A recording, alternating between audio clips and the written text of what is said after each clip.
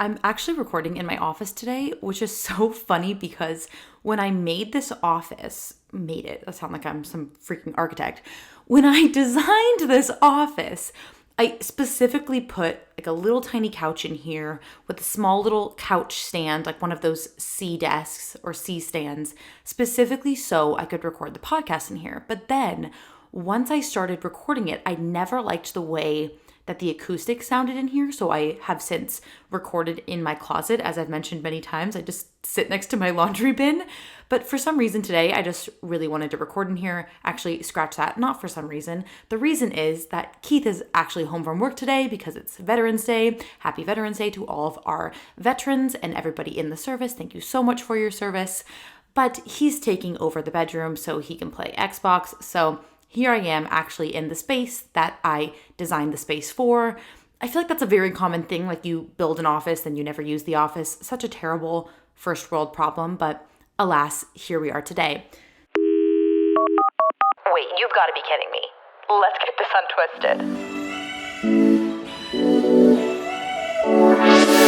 I've been listening to the Bitch Bible podcast, and I think I've realized that the host of the Bitch Bible, her name is Jackie Schimmel, is probably my polar opposite human being. Like, we could not be more contrasting. She and I are just completely different human beings, and that's something I'm very okay with. But it's so funny listening to somebody like her speak about topics where I just have such differing opinions. For example, she's like the antithesis of a holiday celebrator, whereas I pride myself in being a celebrator of holidays. Just one very small example here, but I love her so much because we are not the same human being. And I think that's important. I think it's great to listen to differing opinions, get out of your comfort zone. Don't need to reference my old episodes, but I've loved listening to her podcast because she is so different than I am. If you're somebody like me that is a little bit more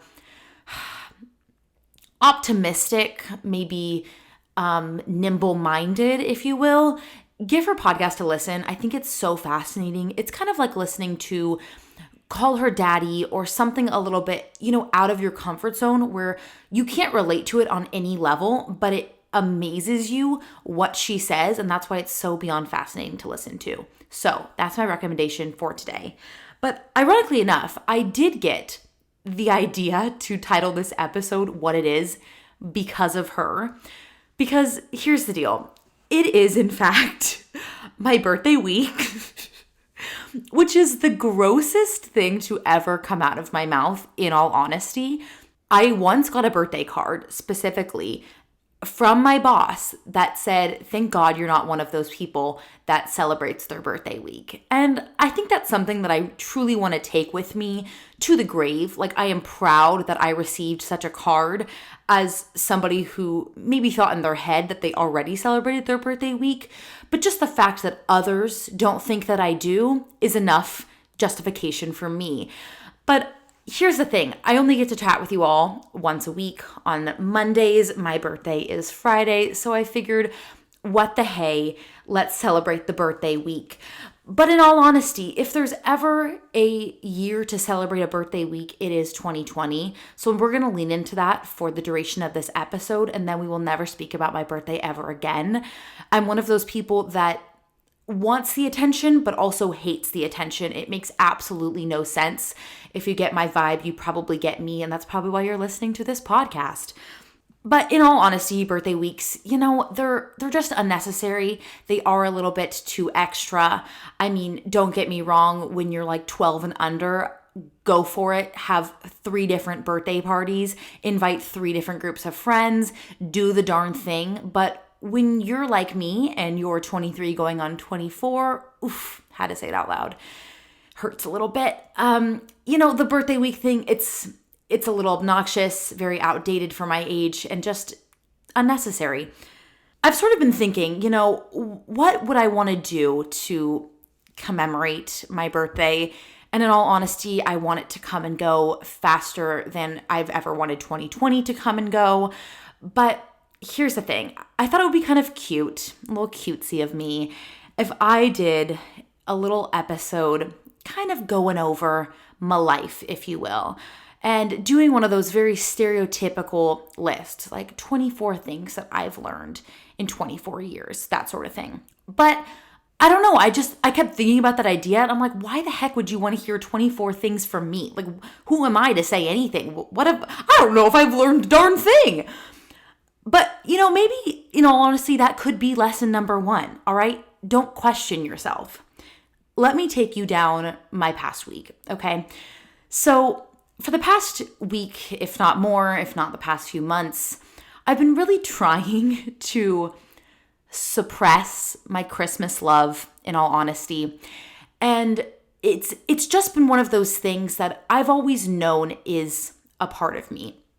You can listen to one of my breakdown crises episodes. I don't even know how far back it was, but I talked about how I had this whole life crisis, LOL, life crisis, in the middle of sophomore year CLP leadership class, where I broke down crying, saying that the only thing I truly loved in life was Christmas.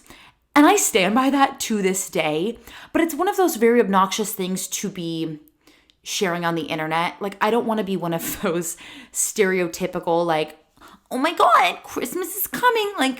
I'm so organized. I've wrapped all my gifts. I've have my tree up since October 1st and blah, blah, blah.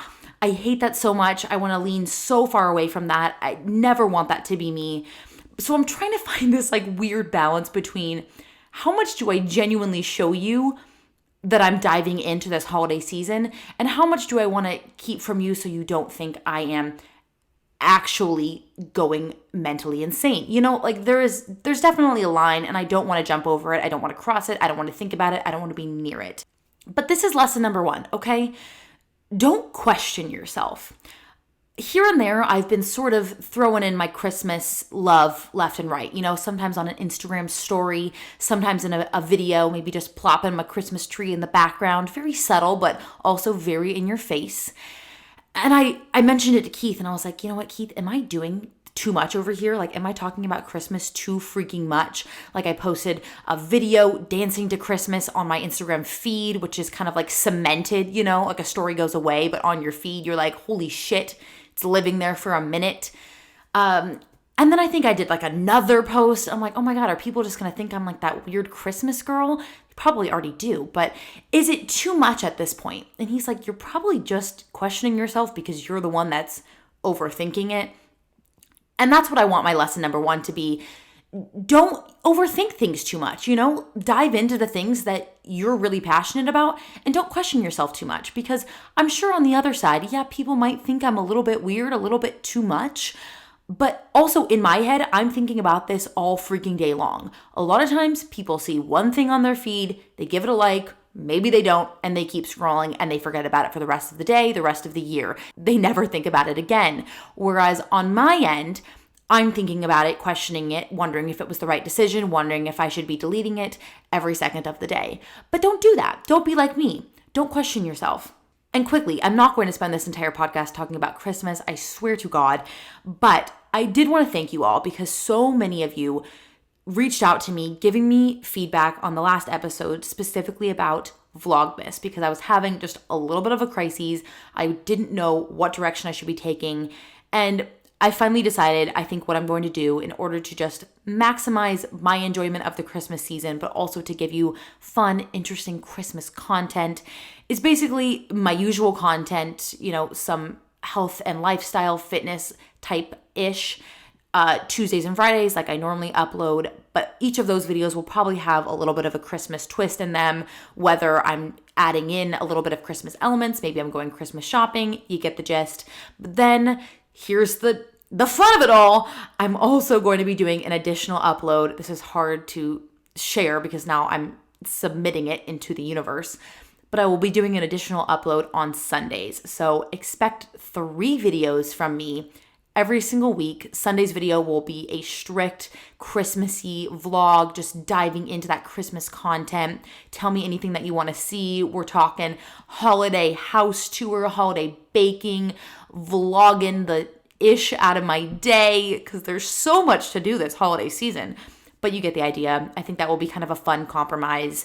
A little bit of the mainstream content, a little bit of the Christmas content, And here's the even better twist, pun intended. One of you, who is somebody that I message all the time, a subscriber, God bless you, and also a podcast listener, God bless you again, Paige, told me the absolute greatest idea for what we should be calling Vlogmas. And it's going to be called Twistmas. Twistmas. Twistmas!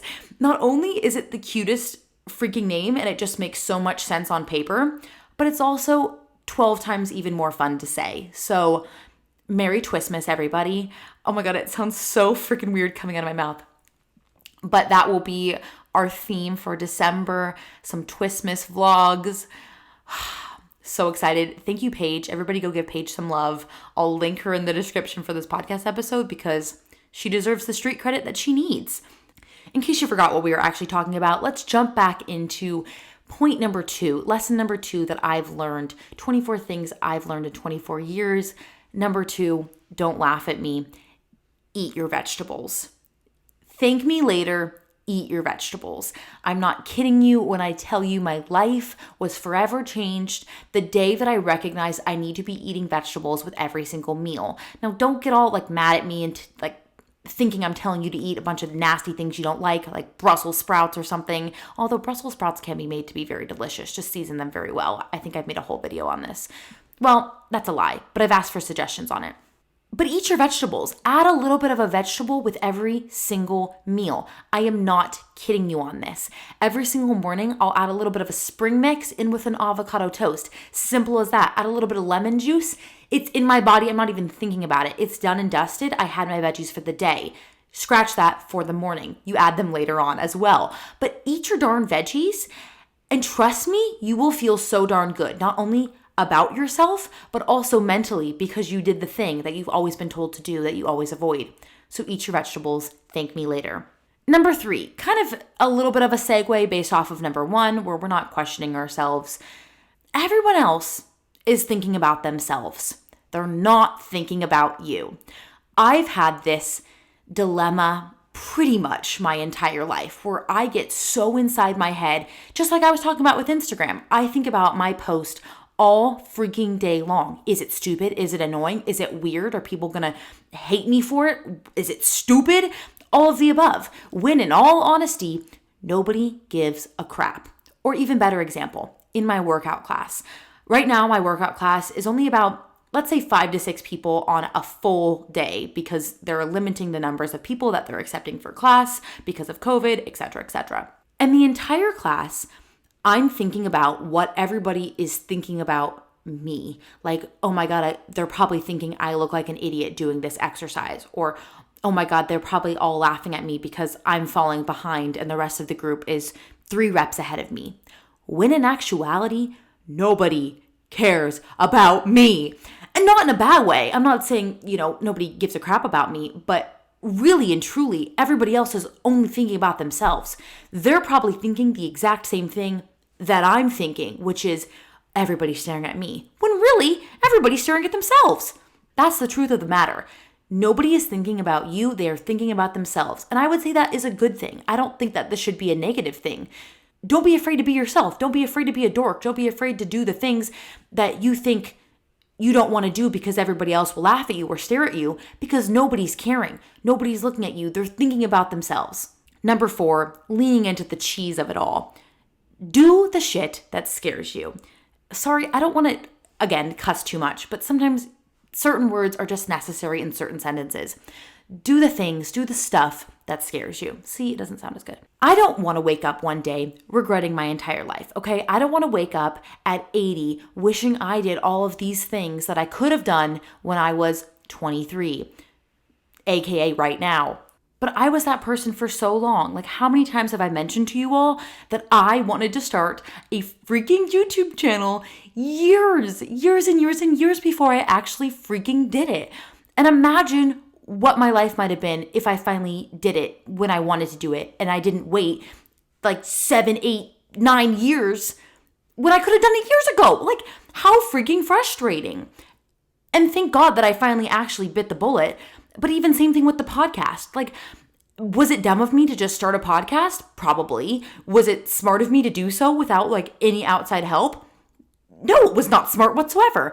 But I didn't want to just keep waiting. Like, what was I fucking waiting for? Nothing. Like, don't just keep waiting for that perfect moment. Just go after it. Do whatever the heck you want.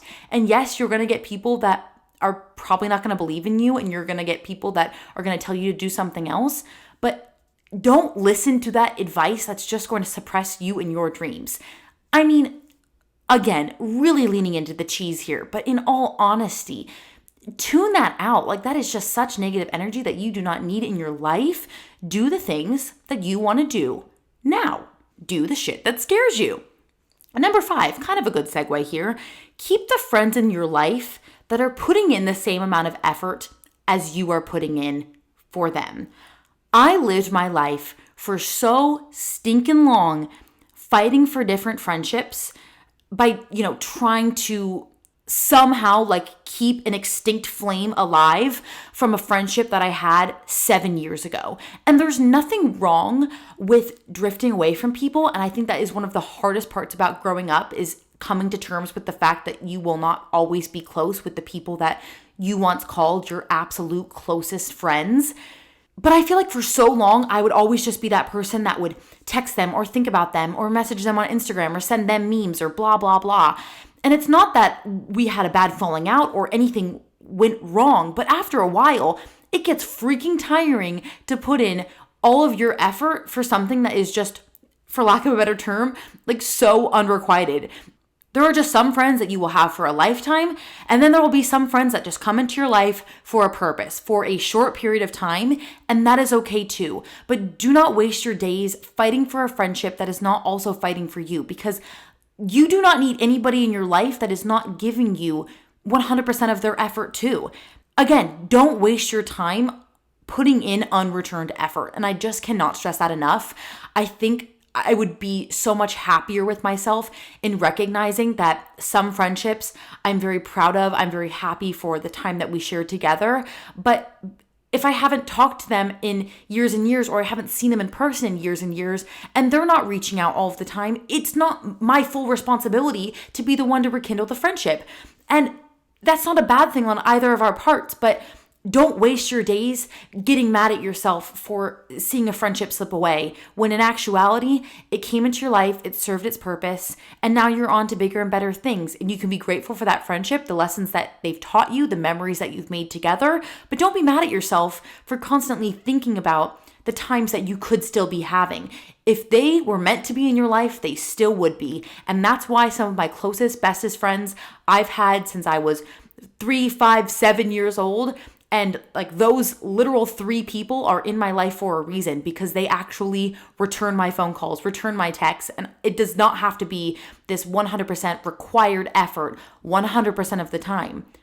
I was getting a little bit heated there for a second. I need to like step away. I don't know what I'm on today. I think I had a dirty spiced chai before I came into this, and that was really delicious. Maybe I should be doing that before every episode, because I'm feeling very happy, very amped. But I'm also just very on something. But we've got a lot of ground to cover, and I want to make sure that we're squeezing in all of the juiciest content that can be milked into this episode. Juice and milk, that didn't make quite sense, but number 6, let's move right along. This is a cute one. Get a dog, okay?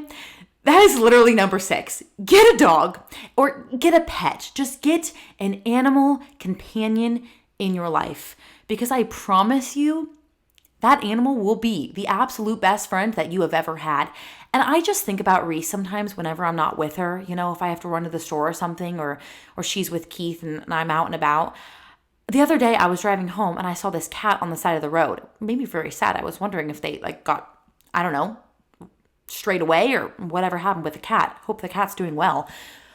But the cat made me think of Reese immediately. I was like, oh my gosh, look at that cute little furry friend. I miss my furry friend. And then the literal thought of Reese in my mind greeting me at the door when I come home brought me so much joy. It's very hard to even put into words, but I had a dog all of my life. And when I didn't have my dog Tiffany around, like when it was just me off at college or me in Seattle away from my family, not having a dog, like any sort of animal in my life was seriously, like sincerely, one of the hardest things ever. And you don't realize how much of an impact an animal could have on you until they're not around anymore. So I really want to emphasize the love that an animal can bring into your life, just the pure serotonin and love and joy. And not just dogs, it can be a cat, it can be a turtle. I had a really good hamster once. I watched the school library's hamster from the summer going into the 5th grade in elementary school. I believe his name was Julio. Yes, it was Julio. And Julio was great, but Julio did pass away after I returned him to the school library. I really hope that had nothing to do with me. But Julio brought me so much joy that summer, and I was really happy that I was able to give Julio a home for the summer. And I think we had a lot of good time together. And just, smelling his smelly cage, it brought me a lot of love, a lot of joy, and a lot of stench into my childhood bedroom. Number 7. Oh my God, how are we only on number 7? Tip number 7. Stop living for other people. I think I'm getting a little bit of a theme here. I wrote a lot of these last night. I must have been on one, but stop living for other people, okay? Do whatever the heck that you want to do. All of my life, I've been such a people pleaser. I've been such a peacemaker. I avoid conflict like it is the plague, like it is COVID-19. And I think I just try my absolute hardest to literally never inconvenience anyone. And I always put the blame on myself whenever even like the slightest thing goes awry, like it is all of my fault, or I can't mention something because I don't want to inconvenience somebody else. And in all honesty, this is a little bit of like a Taylor telling herself advice also, but I need to stop doing that, I'm putting myself to the side when I'm not prioritizing anything that I actually want to do, like even if it's something so trivial as picking out a dinner spot. Like I don't want to be the person to pick out the dinner spot because I don't want to inconvenience anybody else if they didn't want to go to that restaurant or if they just had no interest in eating that cuisine. But honestly, sometimes we just need to screw that, okay? There are certain times when we need to be putting ourselves first. And I don't like saying that because it's not something I ever do. But again, trying to give myself my own advice here. I think sometimes I let myself just be pushed by people because I never want to be the one to cause drama. I never want to be the one to cause conflict. But in doing that, I'm not ever living for myself. And that is a problem. So I'm not saying be selfish. I'm not saying be a bitch, if you will. But what I am saying is sometimes it's okay to do the things that you want to do, and it's not going to be an inconvenience to other people, and you don't always have to live your life for what other people want to do, and that's okay. You hear that, Taylor? That is okay. Lesson number 8 here. Read a darn book. And not a book for school, okay, but a book that you actually like, and a book that will actually make you think about it for the rest of your life. I hate reading. Like I have always despised reading for as long as I can remember. And I think really and truly it's because I'm not very good at it. I'd like to say that I'm a very smart person, but whenever I actually read books, I have a very hard time moving forward in the book if I have not completely visualized something in my brain. So I can't even turn the page unless I fully and truly comprehend everything that's going on and picture a scenario in my brain. Like a full out movie scene has to be occurring in my headspace before I can keep reading. So I'm a very, very slow and methodical and thoughtful reader, which I don't suppose is a bad thing, but it does make me read very, very slowly. And I think that slow reading has also deterred me from reading a lot of books. But especially when I was doing 75 hard and I was required, quote unquote, required to read 10 pages every single day, I felt so proud of myself that I got in reading. And it's just one of those very little things that makes people think you're so cool. Like, oh my gosh, they're a reader. They read books. They must know things, which is oddly very true. But I swear to God, when I am in a book, when I am really and truly in a book, I am invested. I feel profound. God damn it, I feel smart. I just feel like the best kind of human being. And all because I read a freaking book. And it doesn't have to be Shakespeare. It doesn't have to be Socrates or something. It can be your favorite romantic rom-com, whatever the heck you want to call it. But even just reading sticks with me, you know? And it's also one of those things where I will think back to a book so often. Like, so many different random things in my life remind me of reading my Becoming by Michelle Obama, which is so fascinating because, of course, I just read it over like a month's period, but something about the book just stuck with me so well. And I would argue that if I kept reading, if I actually kept that up, there would be so many other things in my life that I could resonate with because of reading that book. Like, it just sounds so silly to be saying, like, read a book, but I just think so highly of readers, and I think I want to manifest that. And also, like, manifesting is a little bit weird and kind of silly, but I really should just pick up the book. Like, that's what manifesting is. I'm just telling myself as a later reminder to read, but just read a darn book. Like, that's lesson number 8. Read a darn book. You'll be proud of yourself that you did it. Now, number 9, let's get a little bit practical here for a second, okay? Now, stick with me because I just told you to read a book and you're probably already falling asleep.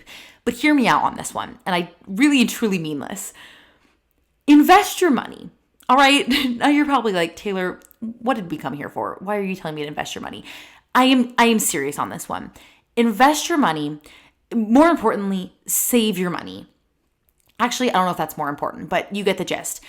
Don't be spending your money miscellaneously, especially don't be like me where you want to just spend your money the minute that you have some. That is exactly what I did when I first got my big girl job this time last year, and I wanted all the cute fall clothes, I wanted all the Christmas sweaters, yada, yada, yada, because I finally had a steady paycheck and I wasn't getting paid like the literal pennies that I was getting paid on my campus job at my university.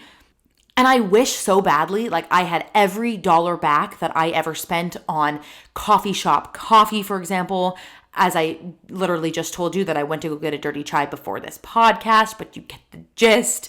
A bish can dream, you know, like I can dream that I had all of that money back, but just think about that literal like $6.50 that I could have back for every coffee that I wanted every morning walking to work in downtown Seattle that I could have back in my bank account right now. Could you imagine?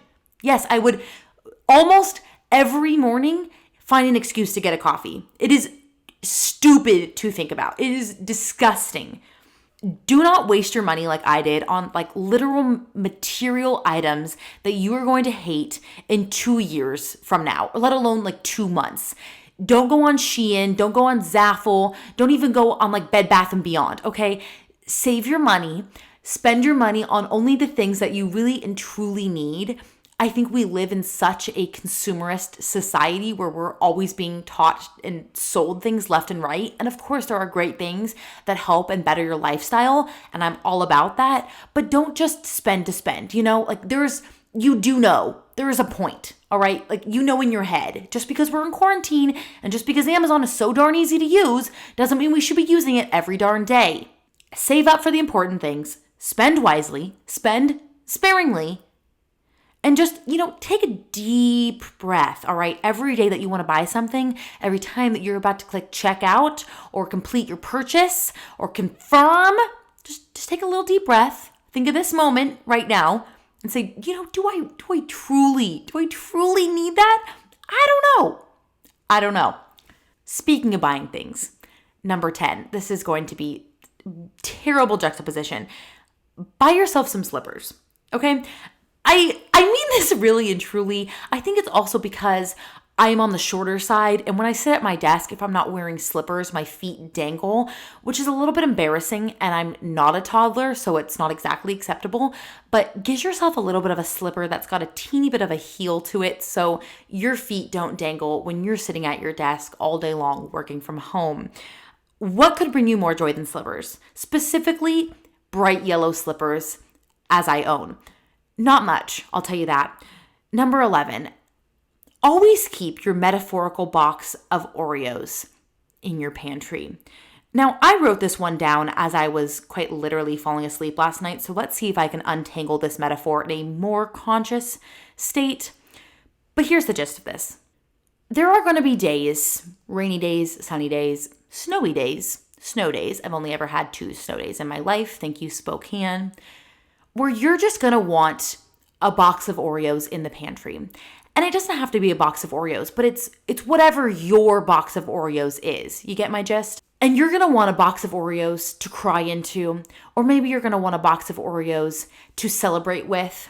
All right? And maybe your box of Oreos is a beautiful Pinot Noir, or maybe your box of Oreos is a delicious bag of pretzels. But your box of Oreos always needs to be in your pantry. You always need to have your one go-to food or drink lifestyle upper or downer, And I don't mean this on any sort of substance level. That is disgusting. That is not something I endorse. But just think about food-wise here for a second. There are just so many days when I am just having a total shit day, and all I want is a beautiful gingerbread cookie Oreo that I just purchased for myself from Target, which is absolutely delicious. One of their best varieties. Highly recommend it. And if I didn't have that in my cupboard and I was having a shitty day and I opened my cupboard and I did not see my gingerbread Oreos, I'm going to be a little bit upset. I'm going to be a little bit bothered and a little bit mad at myself that I didn't pre-plan for this shitty moment. Conversely, I'm having a great day. I'm having an amazing day. I'm kicking it in all areas of life. I want to celebrate. I want to go grab my gingerbread cookie Oreo and I just want to stuff my face with gingerbread cookie Oreos. And I want to be okay with that. And I always want those to be in my pantry. I kind of think that's where my brain was going at 1 a.m. when I was trying to fall asleep last night and I made myself pull out my phone to write this one down. I think that was kind of the gist. Hopefully the communication is very clear on that. Most likely not. But let's just go on to number 7. Probably not, but let's just go on to number 12 because I believe it corresponds quite well. Let's go on to say that you always must keep your bag of pretzels in there too. All right, just lean into your love of pretzels. Again, maybe your love of pretzels is your love of chips. Maybe it's your love of hot chocolate. Just bought a fresh little Swiss Miss with marshmallows myself. Always keep that in your pantry too. Never shy away from your absolute favorite foods, okay? Because sometimes your crying Oreo box is a lot different than your absolute favorite bag of pretzels. For me, that is absolutely the case. I must have a box of Oreos right next to my rolled gold tiny twists. This is very, very, very important. Number 13, quite fittingly, don't be afraid to love what you love. Whether that's people, whether that's food, whether that's ice cream. Don't be afraid to love what you love. Even if it comes to Christmas, I need to be taking my own advice. I don't want to be afraid to love my literal favorite thing that gives me joy and gives me life for the other 11 months of the year. 11 being generous, really, it's the 7 months of the year that I'm not celebrating Christmas. But don't be afraid to lean into those things. Never shy away from the things that you love because you're afraid of the judgment of other people. Love whatever the heck you want to love. I feel like there's a lot of passion coming out in me today, a lot of emphasis. And I really think, yes, a lot of this does have to do with that spicy, dirty chai, but also a lot of this I think is just, maybe me aging with the times. My maturity is coming out at this ripe age of almost 24. How did I make it this far? Honest to God, truly. It was almost one of those things where I never thought I'd be this old. It was just a fever dream I had and a faraway nightmare. Number 14, surround yourself with people who love you at your worst. I think this just really needs to be emphasized on every single level. There are so many people in my life that I think I've kept around for so long because they made me happy. They made me joyful, but they were never there for me when I had my bad days. They were never there for me when I was struggling through things, or even just stupid things like hanging out with me on a Friday night when I had nobody to hang out with. Surround yourself with people who will love you no matter what. And maybe that's your family members. Maybe that's your siblings. Maybe that's your absolute best friend that you've had since age 0. Bottom line here, though, don't keep the people in your life that are just, in it for the silly things. I think there are some people in my life that are only there because they're a good time, and I think that's okay sometimes. But I think a lot of times subconsciously, I get mad at myself when those people aren't there for me for the important things, the important moments, the things that actually matter. But in actuality, they were never there for me to begin with. They were only the party friends, the friends that are fun to have around. But if they're not there for you through thick and thin, specifically thick, or is it thin? Whatever's the bad one. Then they're not worth keeping around. Number 15, I have blank. So let's just come up with one on the fly. Maybe it should be plan ahead because of the irony. I have found such beauty in organization in my life, and it was never something that I was always the best at. I'm a very tidy and organized person in theory, but it's always the execution, the sloth in me that has a really hard time coming to terms with the execution part. But even owning a planner is just one of the most beautiful gifts of life, or using your calendar on your phone. Whoever thought it would be so useful and you didn't just have to store it away into one of those folders and forget about it. Be that person that's organized. Be that type A friend that people love to have in the friend group because they literally itemize every single thing that you need to buy for the Christmas party. Which, speaking of, I want to have a Christmas party so freaking badly. But obviously, COVID. Number 2, who to even invite? Number 3, wouldn't it be more fun if we did a Zoom Christmas party? Some sort of potluck with all of you? I think that'd be amazing. Number 4, it even goes back to this organization thing. I think this idea in my head would be absolutely amazing. But what if I'm a terrible host? What if I'm not very fun to have around? What if I don't throw a good party? I also don't have a very big space to entertain in, and our living room's very awkward where if you're not sitting on the couch, then you're kind of maybe on the floor or standing. Very uncomfortable socializing area. So really, maybe the idea is better in theory, but maybe if I get my ish together, I could have one friend over or one other dog over. That could be really cute, a dog Christmas party. Number 16, I have to say it because I'm currently doing it. Drink more water. I mean this because I have to mention a little bit of the health aspect of these 24 things, and I'll get into those in a second. But let's start with number 16, the first of the 3. You hear that? That's the fresh tap water of Washington. Drink more water. And I don't mean go drink a gallon of water, although that is something that I do every day. Just drink more water than you think that you need to. Well, scratch that. You're going to twist my words. Don't get this twisted. I would say if you're not very adamant about drinking water, you're probably not drinking enough. Before I kind of jumped on the gallon of water bandwagon, if you will, I think pretty much every day I would have, outside of my workouts, sometimes you have it with a meal, sometimes you have it first thing in the morning, maybe right before you go to bed, which really is 32 ounces, maybe. When in actuality, your body needs so much more than that. So give yourself an extra glass even once a day, just one more glass, one more conscious sip of water. And I promise you, your body and Taylor will thank you for it. I don't know why I would be thanking you for it, but maybe thank you for listening, actually taking my advice. It's kind of a good way to look at it, I guess. Number 17, don't do a workout if you literally hate it. This is one of those don't believe everything you see on the internet sort of things, or don't just do a workout because you're seeing X influencer do it or your favorite influencer is promoting it, yada, yada, yada. Take it from me as somebody who has tried so many different workout styles, workout videos, workout programs. There's a reason why I've jumped around so much, and it's because I get tired of things very, very quickly. And I will not stick to something if I hate it. If I am absolutely hating the workout, I don't want to do it. I won't do it, and then I won't see any progress because I'm flowing through the motions. I'm not giving a crap about what I'm doing. I'm just trying to check it off my list. Don't be like me and don't do that. Find the thing that makes you happy and makes you excited to go to the gym or go on a run or do a certain workout program from your favorite influencer that actually makes you happy. For instance, just the other day, I did a dance workout video. And yes, it was the most embarrassing thing I think I've ever uploaded on my channel, but it was also one of the most fun things I've done in a really long time. And yeah, it was a really good workout, and I didn't even really notice that I was doing a workout, but it was because I was having so much fun. There was pure joy on my face. Rewatch that video, see the joy. I am not kidding you. And I've done so many workouts where I'm hating it. I'm literally hating it. And as much as I get recommended to do a certain program, a certain influencer, yada, yada, yada, I will not do it because I won't enjoy it myself. And therefore, I won't give you a good review.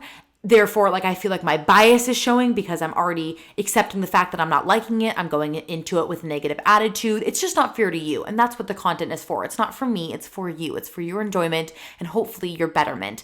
So don't waste your time just trying to do the thing that you see all of your friends doing. Don't waste your time trying to follow the workout that you hear is the most popular, the most trendy. What the heck's the point in that? Like, at the end of the day, it's all for you. You're the one that's doing the workout. You're the one that should reap the benefits of it. And it's not going to benefit anybody else if you do a certain workout. Like, who the heck cares? Do whatever the heck you want. Number 18. This is a cute one, okay? Decorate your space. Really lean into that celebratory spirit, that spirit of celebrating things, and not really things, but holidays per se. Or even just decorating your space to make you happy. I'll give you a good example. When I kind of decided that, okay, I'm probably not going to get my job back anytime soon. I'm really just going to need to focus in on YouTube. I finally recognized that it was going to be so dang important for me to have a productive space to actually work in. And that's when I sort of underwent the whole process of changing my guest room from a guest room into a work from home office. Because beforehand, I was quite literally working at my like 2x2 round, you can't even call it a dining room table, in our living room / kitchen. And there was just so much mix between leisure and work that was too destructive for my mindset. I just could not be bothered by that lifestyle. I needed more solidification in my routine. I needed a space to have separation. And that's when I just was like, you know what? I need to get an office. I want to decorate it how I want to decorate it. I need to have a space that is meant for work, where work stays in here. Work is only in here. I come in here in the work mindset. I can't be in the living room trying to edit a video or doing yada, yada, yada, because all I'm thinking about is how badly I want to move onto the couch and lay horizontal and take a nap. It's just not good for your mindset, and it's not good for productivity, obviously. But even more than that, like, let's just jump into the decoration space for the holidays for a moment here. My entire life, my mom has decorated our house to the nines. Every single holiday she has decorations for, be it Thanksgiving, be it Valentine's Day, St. Patrick's Day, my actual second favorite holiday, fun fact. And I am not kidding you when I tell you that my house looks like a literal Hallmark store during the Christmas season. So it has been ingrained in me since birth to decorate, to celebrate things. It's just something that I've always known to do. And I truly believe it gets you into a better spirit mentally and physically. Don't really know what a physical spirit is, but just vibe with me here. And I genuinely feel like I am in a better mood when my space is decorated. And like I said, that can be your everyday decorations. That can be finding a space and decorations that make you happy, like interior designing your space to make you happy and feel productive and motivated. Or that can mean putting up your darn Christmas tree whenever the heck you want, putting up your Christmas wreaths, putting up your stockings, putting up your menorah, like whatever it is that's going to make you happy, do the darn thing. Decorate your space however the heck you want to get into the spirit of celebration. All right, Reese just joined me in here and she grabbed her absolute noisiest toy. So we'll see how long I can deal with that. I apologize for any absurd noises, but the cuteness factor just overwhelmed me every time. Number 19. This is going to come as kind of a shock to probably most of you, but here's my little snippet of advice. Not to mention the other 18 I've already said. Watch more movies. I can't tell you how much of my life is shaped by film, and it's something that I actually never get to talk about, but movies and cinema are just some of the most beautiful things in this world, and they've always been a huge bonding point for me with a lot of the loved ones in my life, specifically my family. We always love watching movies together, and I think you can learn so much from movies and just the theme of it all and studying film. Like, I took a whole film class in college, which was so freaking cool. I wish I could have been a film major somehow in some sort of lifetime. But it's something I just deeply admire. It's something I'm totally drawn to. And I know that's not everybody's cup of tea, but really and truly, there are just some amazing movies out there. And I'm not some sort of film student, so I can't even give you my 2 cents on which ones I would recommend to you. But even if you just watch Best Dressed on YouTube, she's absolutely fantastic. And she actually was I believe, UCLA or USC film student. That's terrible. I should definitely know the difference because it's totally different film programs. But definitely watch some of her videos on different film recommendations if that's actually something that you want to learn more about, because I just love film so much, and I feel like there are so many things, kind of like books, that I reference so much in my life because of the movies I've seen and how much movies have positively impacted the way I view the world. I could rant for forever, but you probably don't really care whatsoever. But that's my number 19. Number 20, something also that I don't ever really get to talk about is my love for music. And my tip for you, my number 20 tip, my lesson, whatever the heck you want to call this, is to find your favorite album to cry to. And I know that sounds really morbid, like very depressing, but straight out of the gates, like Casey Musgrave's Golden Hour, it is just my go-to every time I'm having a bad or sour day. And I think that you always need that one album in your life that you know you can turn to. And I'm sure for some people, it's Folklore, it's some sort of Ariana Grande album that I don't know enough about, or it's Lady Gaga or whomever it is. You need that album to turn to, or anything in Harry Styles' catalog. Obviously, absolutely phenomenal, but you need that one album in your life that you know you can always turn to when you're having a bad day. Again, Casey Musgrave's Golden Hour, that's my album. That's an album that got me through some really, really hard times. It's an album I can always think about whenever I'm having a bad day. I can turn it on. It can kind of help me get through my sorrows, but then at the end of it, I'm in a better mood. And I think that's the only thing that you can hope for in a crying album, because honest to God, that's truly the point of it all. I would also suggest maybe some Maggie Rogers, maybe some Billie Eilish, somebody on a little bit more of the somber trend, but you need that album in your life. Conversely, number 21, you need your favorite album to jam to dance to have the best day ever to. For me, that's Beer Bongs and Bentleys by Post Malone. I know every single word on the album. I know every single song, forwards and backwards. Not literally, I'm not trying to listen to the Beatles here. But that is my album that I turn to when I'm having a bad day. I can turn on that album and I am instantly in a better mood. Similarly with Christmas, maybe it's a Christmas playlist. I have a beautiful one on Spotify that you should absolutely listen to because it's so well curated. I would like to go down in the record books for having perhaps one of the best made Christmas playlists on Spotify. I know that's a huge claim, but I swear to God, Spotify themselves does not have very good playlists. I just think they're so underdone and their variety is so slim. It's just not my cup of tea, and I need a little bit of everything. Nothing too crazy, nothing too out there, nothing too slow, but everything that you want to hear is on my Christmas playlist. I swear to God. Please fight me on this because I would love to be tested. I do need the feedback on it. But I swear to God, it's called Oh Santa. It's on my Spotify. Just type in Taylor Woods. Look at the profiles. I am very, very proud of this playlist.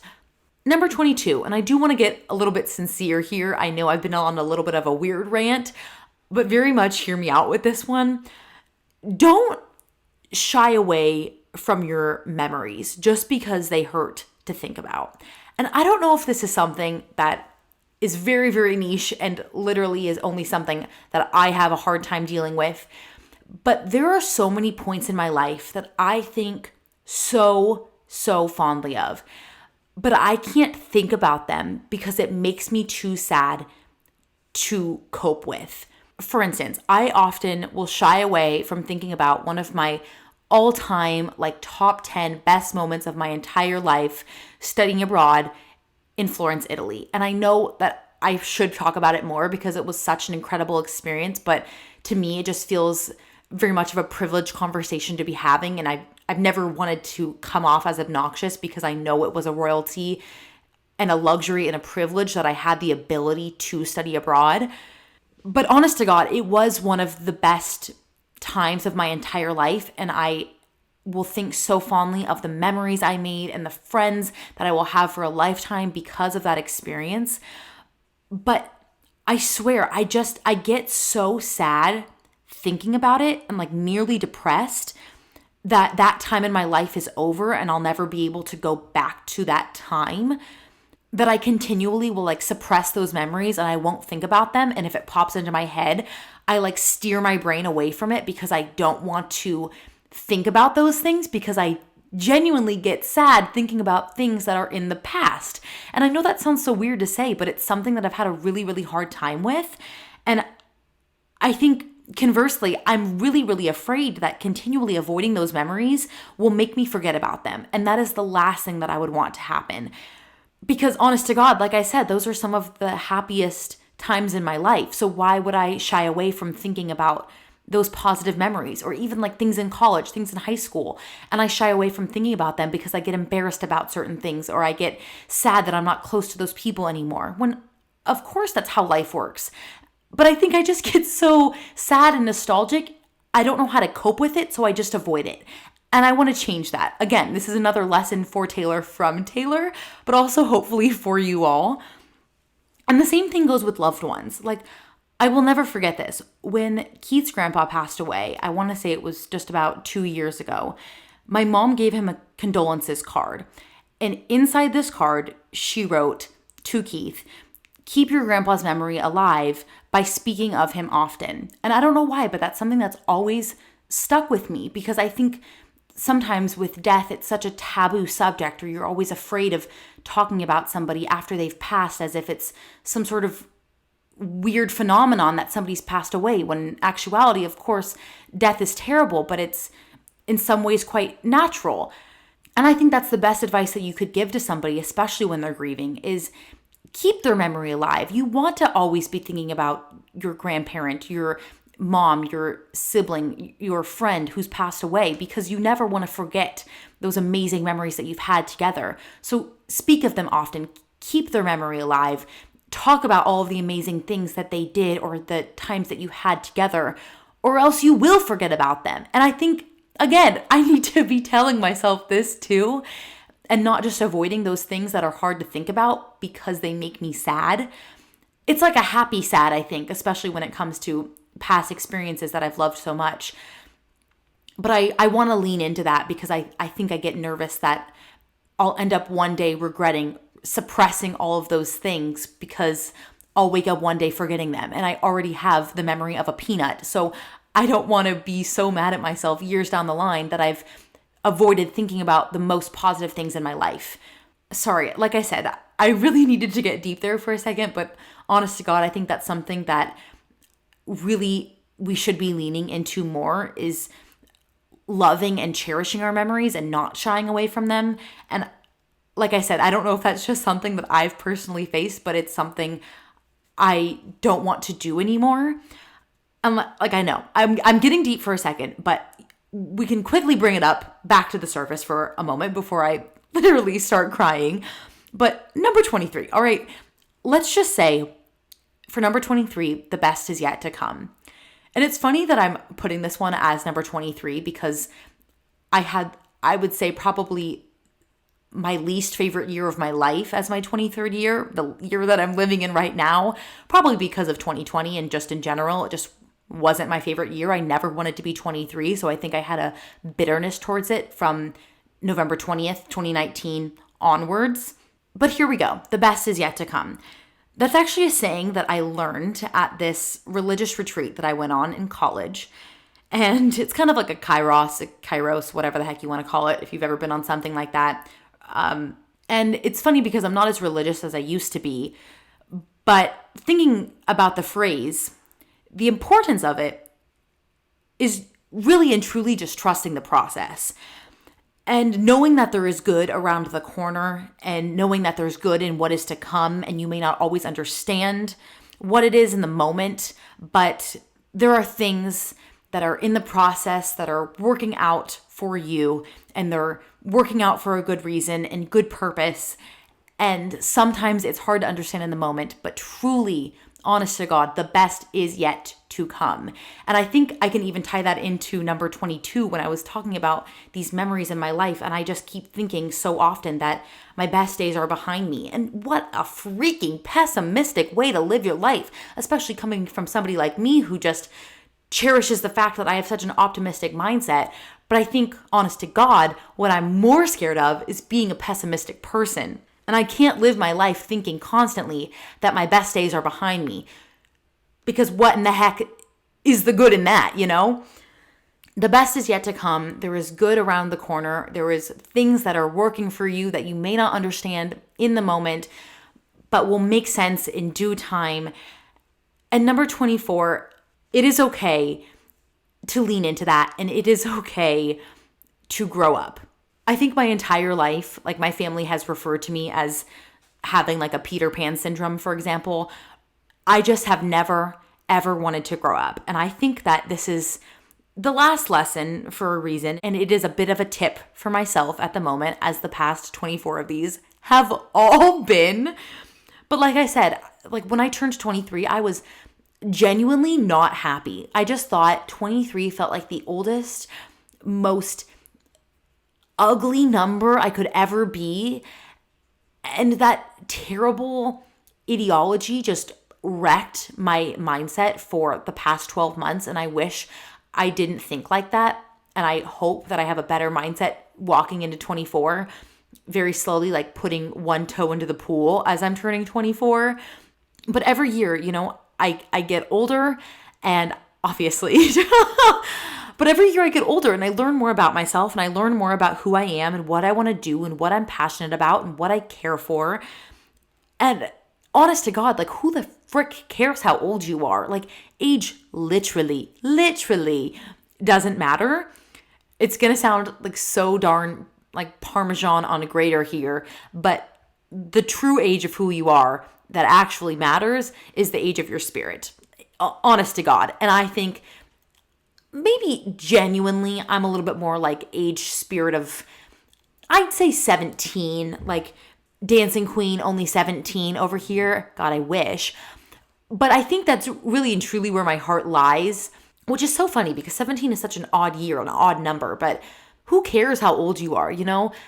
Like, I think I used to put so much pressure on birthdays, especially when you're younger, because it feels so crazy. Like, oh my gosh, I'm already turning 16, or oh my gosh, I'm 21, however old you are. And I think when you've finished meeting those monumental marks, you know, like, okay, 15, you get your permit, 16, you get your license, 18, you're legal in the United States, 21, you can drink in the United States, like things like that.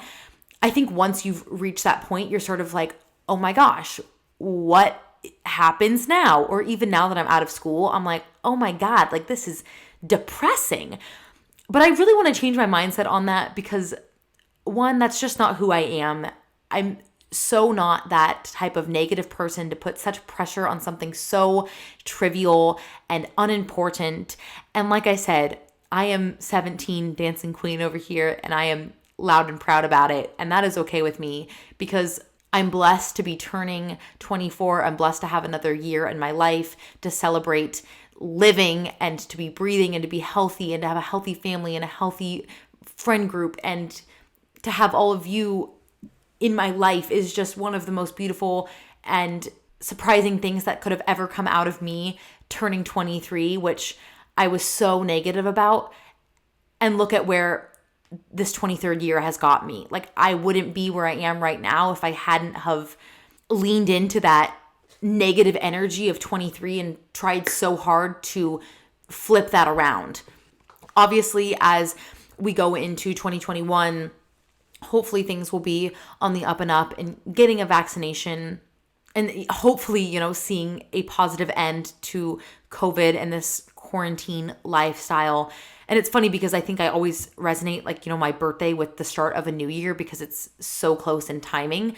But for me, especially for this birthday, the only thing that I am just so grateful for is another year to celebrate, another year that I am just grateful for my health and my family, like I said. And like, yes, some of these things are really trivial and some of these little lessons were, you know, really not that important. And yeah, you could live your life not following a darn thing that I said.